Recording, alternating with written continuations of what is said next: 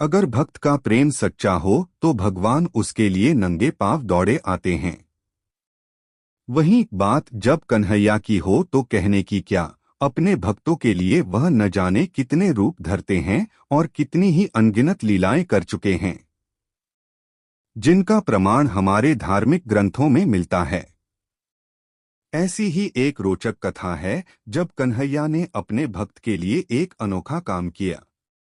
तो आइए जानते हैं इस बारे में विस्तार से।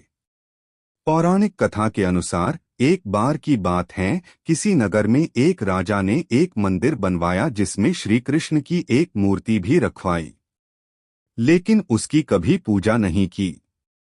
पूजा करने के लिए मंदिर में एक पुजारी को रखा गया। पुजारी नियमित कन्हैया जी को नहलाता और बड़ी ही श्रद्धा भाव से उनकी पूजा अर्चना करता। राजा भी रोज कान्हा जी के लिए एक फूलों की माला भेज देता था और जब वह दर्शन करने आता तो पुजारी उस माला को उतारकर राजा को पहना देता। ऐसा करते करते पुजारी की भी उम्र बीत चुकी थी।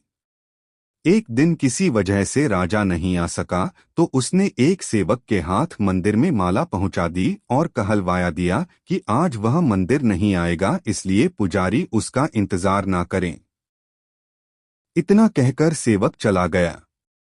पुजारी ने हमेशा की तरह कन्हैया जी को माला पहना दी। लेकिन जब शाम हुई तो पुजारी यह सोचने लगा, माला उतारकर किसे पहनाई जाए। उसने सोचा क्यों न ये माला आज मैं ही पहन लूं। वैसे भी मेरी उम्र हो चली है, जीवन का क्या पता कब खत्म हो जाए। इतना सोचकर पुजारी ने माला उतारकर अपने गले में डाल ली, लेकिन इतने में ही सेवक आ गया और उसने बताया कि राजा की सवारी मंदिर में पहुंचने वाली है। राजा की सवारी आने की बात जब पुजारी ने सुनी तो वह डर गया। उसने सोचा कि अगर अगर राजा ने उसे देख लिया तो वह तो मरवा ही डालेंगे। आनन फानन में पुजारी ने माला उतारकर वापस कन्हैया जी को पहना दी। जैसे ही राजा अंदर आया तो हमेशा की ही तरह पुजारी ने माला कान्हा जी के गले से उतारकर राजा को पहना दी। लेकिन माला पर लगा सफेद बाल देखकर राजा समझ गए कि पुजारी ने यह माला स्वयं ही पहनी थी। बस फिर क्या था, राजा क्रोधित हो उठे और उन्होंने गुस्से में पुजारी से पूछा कि माला पर सफेद बाल कहाँ से आया। तब राजा की बात सुनकर पुजारी डर गया और बोल पड़ा, ये तो कन्हैया जी का है। अब तो राजा और भी क्रोधित हो गए क्योंकि कान्हा तो भगवान हैं और उनके बाल सफेद कैसे हो सकते हैं। इसीलिए राजा ने फरमान सुना डाला कि कल श्रृंगार के समय राजा खुद आएंगे और देखेंगे सच में ही कान्हा जी का सफेद बाल है या पुजारी झूठ बोल रहा है। उन्होंने कहा कि अगर पुजारी ने झूठ बोला होगा तो उसे फांसी दे दी जाएगी।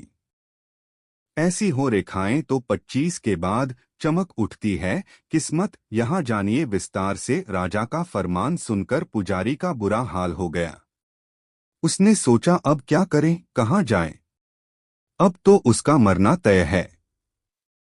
तब रोते रोते वह भगवान की शरण में पहुंचा और उनसे कहा कि हे केशव, मुझसे झूठ बोलने का अपराध तो हुआ है, लेकिन हो सके तो मुझे क्षमा कर दें और राजा से रक्षा करें। पुजारी ने कहा कि हे माधव, आपकी सेवा करते करते करते मैं वृद्ध हो चुका हूँ। अब आप मुझे माफ कर दीजिए, ऐसी गलती दोबारा नहीं होगी। यही कहते कहते पुजारी की न जाने कब आंख लग गई और उसकी आंख तब खुली जब सुबह हो चुकी थी।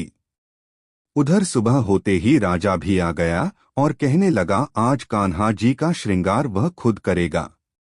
ऐसा कहकर जैसे ही राजा ने कान्हा जी का मुकुट उतारा तो देखा कि श्री कृष्ण के तो सारे बाल ही सफेद हैं।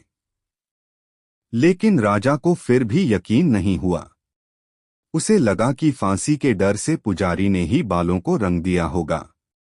तब निकलने लगा कन्हैया की मूर्ति से खून। राजा ने सोचा कि क्यों न कन्हैया जी का एक बाल तोड़कर देखा जाए।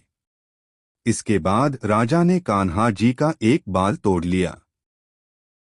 लेकिन जैसे ही बाल टूटा कन्हैया के सिर से खून की धारा बहने लगी। यह देखकर राजा भगवान के चरणों में गिरकर माफी मांगने लगा। तभी श्री कृष्ण की मूर्ति से आवाज आई, हे राजन, तुमने मुझे केवल मूर्ति मात्र ही समझा, इसलिए आज से मैं तुम्हारे लिए केवल मूर्ति मात्र ही रहूंगा। लेकिन पुजारी ने सच्चे मन और पूरी श्रद्धा से मेरी भक्ति की है, इसलिए उसकी अनन्य भक्ति को देखकर मुझे अपने बाल सफेद करने पड़े। कन्हैया जी ने कहा कि भक्ति में कभी भी संशय नहीं होना चाहिए और सच्चे भक्त की लाज तो मैं कभी जाने ही नहीं देता।